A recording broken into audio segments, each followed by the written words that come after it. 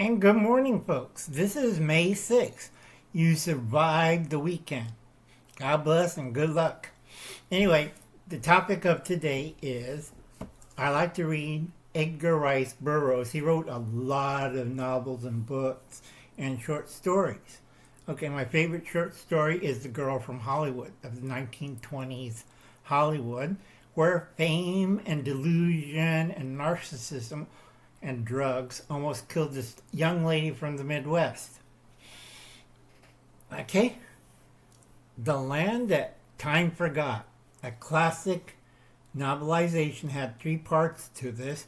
It's The Land That Time Forgot, People That Time Forgot, and whatchamacallit. There's a third one I can't remember, but you go check out Edgar Rice Burroughs. Now, the nice thing about this is my nephews and nieces over the weekend came by and I told them you could read the original book, which is really thick text, or you could read this. Now, I'm a bit of language nut, so I told them, which language do you explain to this book to me in Japanese, English, or Spanish? And they all look like, okay, they don't like that. All right? Uncle Alan's like, I'm not one of those woke teachers that give you self-esteem. All that does is make you weak and stupid. And I've been cracking heads over the weekend. All right? You don't want to be like your parents. Okay? Land That Time Forgot. All right? Basically, it's a classic story, World War I, where a German sub picks up survivors from a torpedo freighter. Okay? And they took over the sub and they got lost and they ended up in the South Pole in particular. A hidden, forgotten world of dinosaurs and cave people at certain stages of development. Now, the third novel explains what the hell is going on in the land that time forgot. Actually, it was sort of like the Atlantis theme park, and then slowly, because of bad chemicals, toxic things, dinosaurs survived. Humans, Atlanteans, and primitive humans kind of de-evolved into the races particular. That's the name of Orcapian, the hidden, forgotten land. Okay? Particular is the Valley Capia, is part of that, is part of the Antarctica. You have to read all three books to understand the material. Now, what they did was three things. Instead of a 45 automatic, they put in a single-action revolver.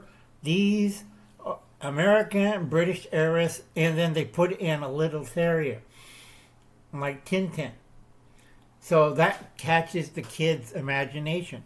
And the artwork is great.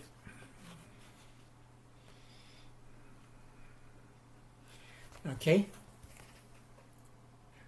And they're talking about survival and everything and taking over the sub. And what happens is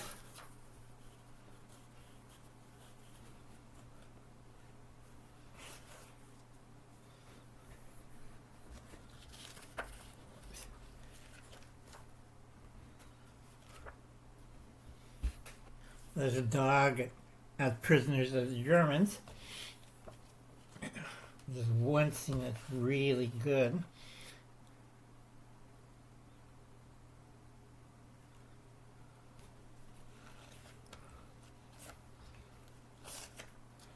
I gotta flip it. Hands all screwed up.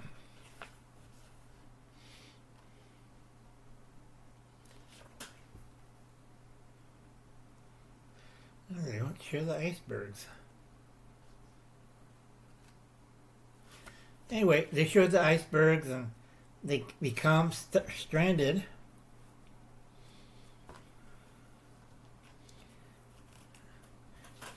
Where primitives lives. I want to show you the good one. Where dinosaurs live. Okay. Both English and German crews have to fight for survival in this primitive land. Okay? Now, they tried to escape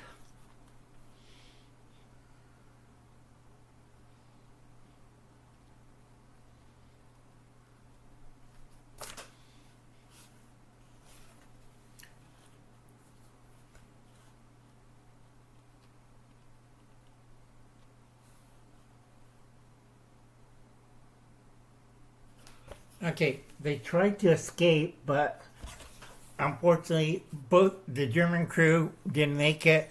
The English crew was eaten by cannibals, and it's left only the two main characters,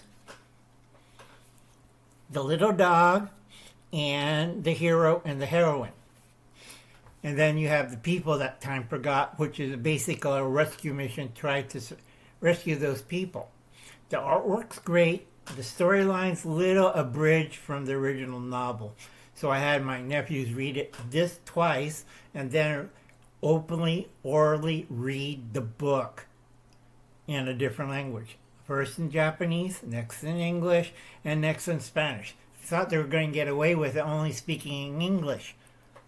That's the easy way. That's how come you have cave people. Alright, folks. I'll catch you later. You have a nice day. Remember, education is at home with you as the parents. Stop slacking off. God bless and good luck. And if you want to see something screwed up, go look at Generation Alpha. I still have to do the penalties of freedom of speech, but I am so busy it's not even funny. Bye now. Good luck. God bless. It's 2025. Reality shock time.